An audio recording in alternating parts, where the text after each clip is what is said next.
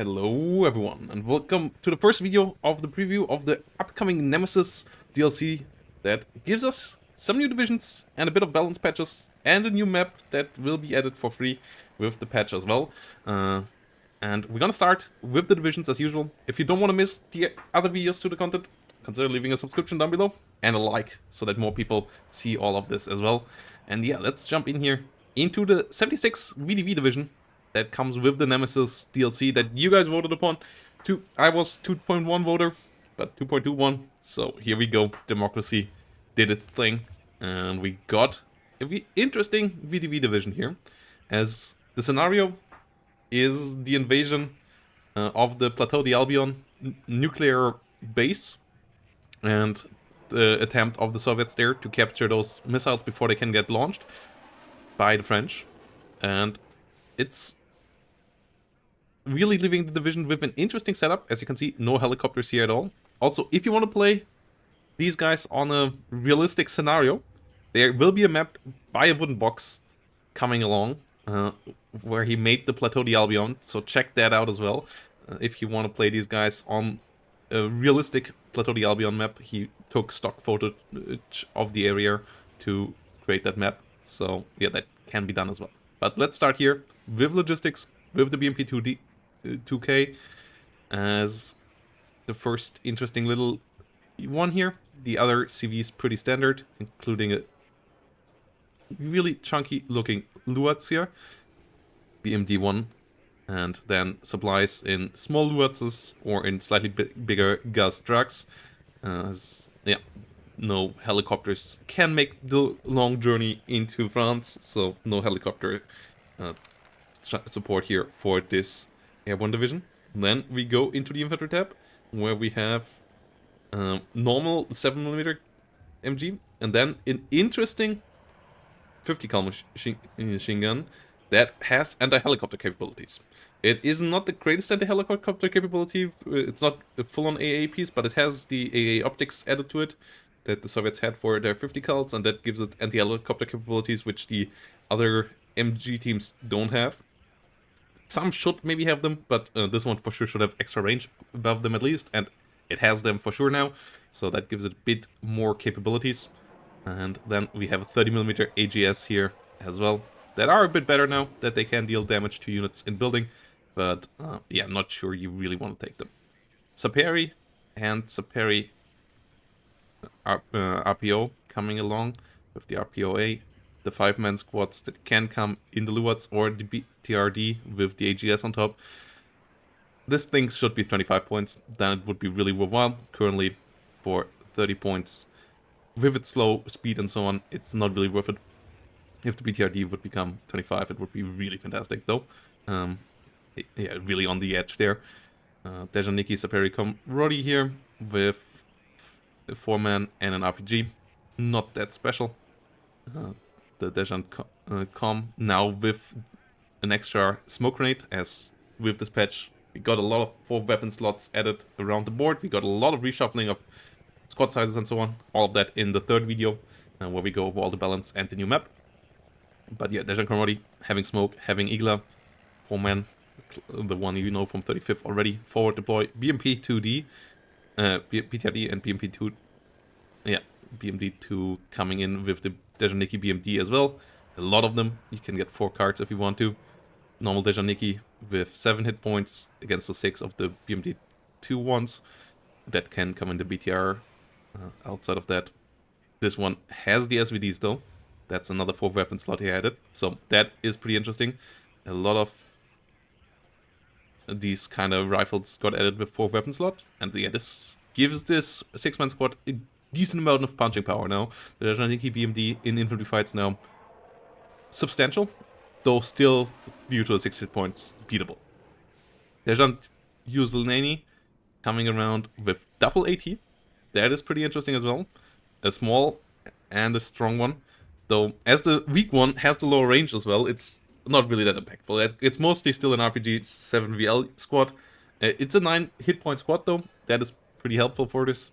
And yeah, sometimes the RPG 22 can come in helpful, though only in some specific ambush scenarios. Most of the time, it functions as an RPG 7VL squad, unfortunately. Tejaniki Medis, that is classic and known as well, can come in the BTRD as well. Luwats with an SPG9, well, that with 4 deploy and on the Luwats is new, but it's a standard SPG9 truck. Has the air transportability capabilities, so you can put it into a helicopter. No helicopter in the division though, so you can't really use that. BTRD with gas for the Dejant Pulamachiki. That is pretty standard as well. 3 PKMs, solid fire support. But now that Dejaniki have a bit more firepower themselves, not really sure if that is worthwhile. SPG9 teams, Fagot and Concourse ATGMs. And then a new squad for this division, the Spätzgruppe V, which is a 4-weapon slot, really strong special force unit, has AT, has satchel chargers, has 8 AKs, 47 submachine guns, and 2 medium machine guns. That is not as good as the loadout of the light MGs with the that the SAS have, because these medium MGs can't be used on the move, and they can't be used in real CQC combat situations. So you still want to have a bit of a standoff range against the opponents, but it's still a lot of firepower at the 500 meter mark that you get out of this squad.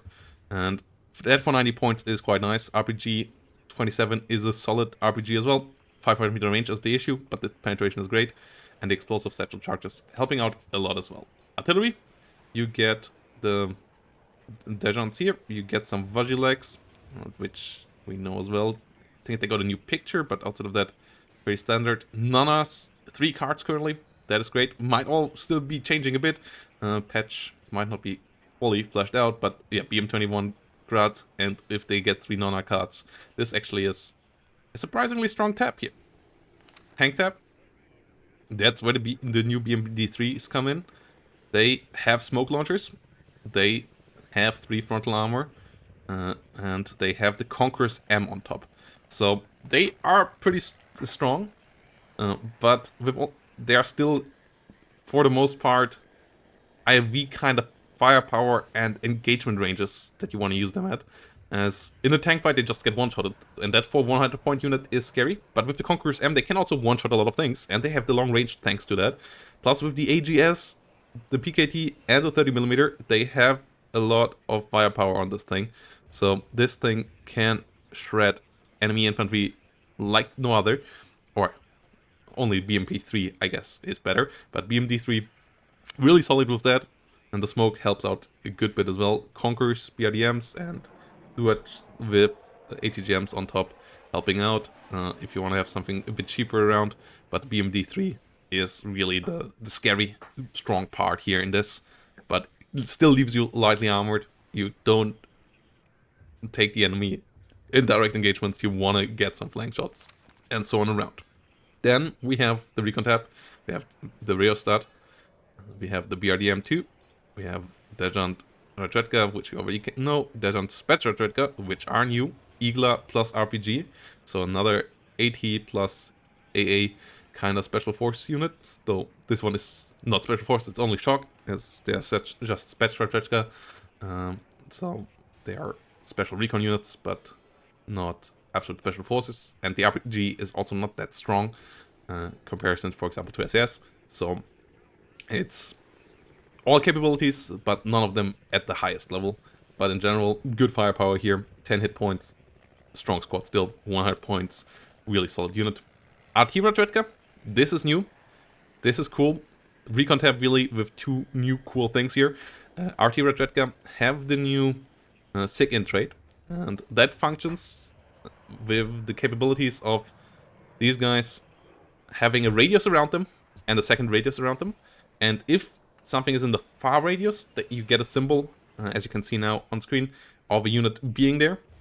And then if there's a unit in the second one, you get the second symbol.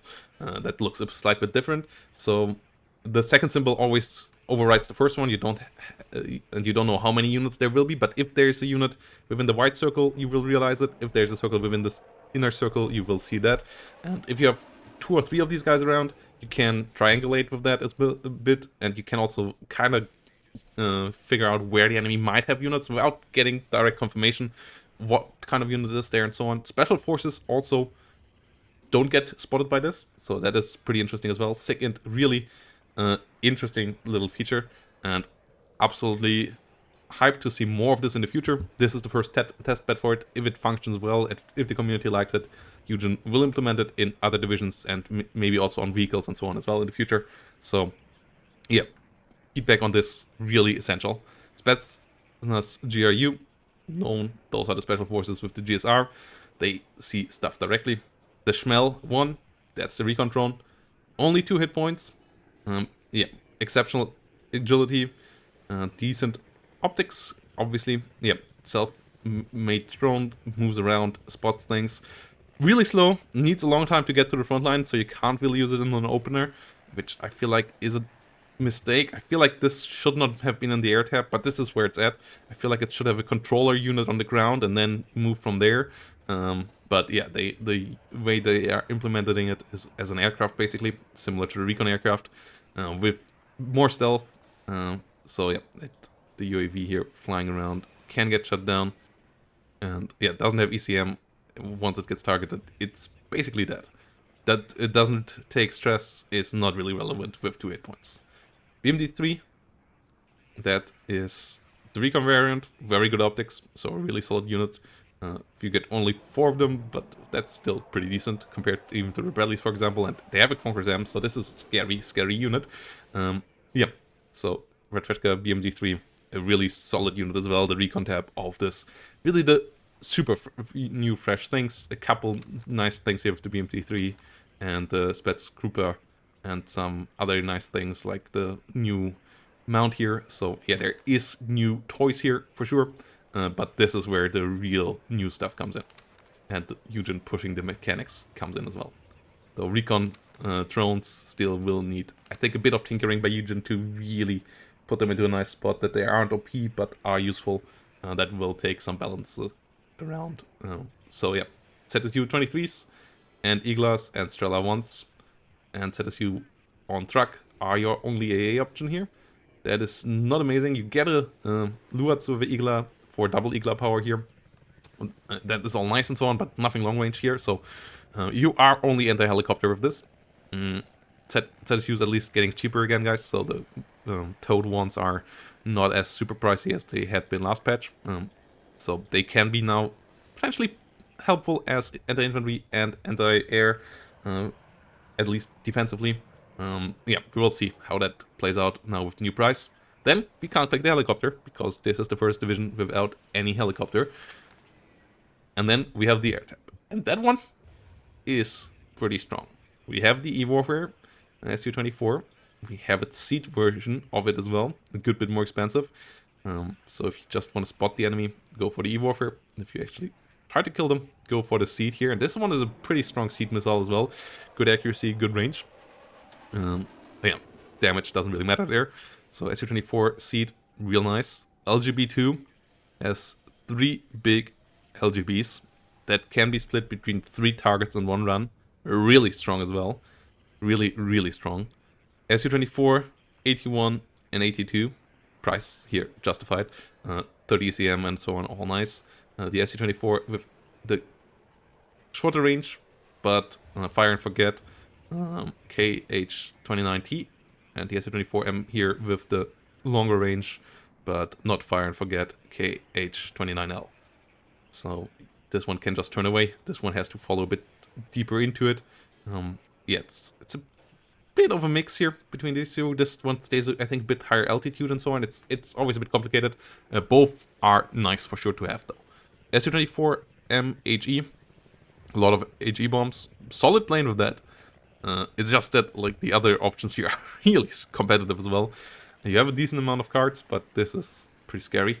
And then we have 2 cards of MiG-31s, and both of these together are really strong, as these ones also have some extra missiles next to the R-33s, as they come with a full loadout for the long-range escort mission into France to the Su-24s. That is R-670 TD long-range missiles here on the MiG-31 that are fire and forget as well though. You only get 2 of them, but they do 8 damage, so yeah, they do one-shotting things as well. This plane is pretty scary. And then the MiG-31 AA2 with R60Ms for the CQC. And if you combine these two, you have the short-range one, you have the long-range one. That is really strong. This one being able to hunt down helicopters as well. This one not being able to do that. So you have a MiG-31 that can also finally start to hunt down helicopters. Scary fighters, really scary fighters, and something that to rival the F-15 dominance that we see often around quite heavily. And then Su-24M here with a new other interesting little feature, and that is thermobaric bombs. And they function in the way that they do less HE damage to vehicles, and they ignore cover bonus of buildings against infantry though. So it is the perfect anti-infantry deletion tool in buildings, and it does that even better than normal HE bombs. It just smacks everything in cover real hard. And yeah, thermobaric trait now being in also means that we can apply that to other units like the TOS, the burrito, and so on as well in the future. So nice to see that implemented. Eugen really pushing the mechanics and the features further forward. That is really nice. So yeah, this is the new VDV division. It, for the most part, is kind of what you expected. It has strong infantry, has strong mechanized force, has a really strong air tap, no helicopters though. Has a couple new really interesting features that will push WARNO further forward, and that I really like. And yeah, it will be interesting to see what will come out of drones, what will come out of the electronic warfare here with the SIG-int trait, and it will be interesting to see what comes out of thermobaric trait in the future. So really hyped for this division in general. I don't think it will be the most meta. I don't think it will shift everything totally, but it brings WARNO into a new era of electronic warfare and so on, and pushes it above Wargamer Dragon in that regard as well. And I can't wait to see those kind of units in other divisions as well. That's it. See you in the next video, guys. Bye bye. Have a great day.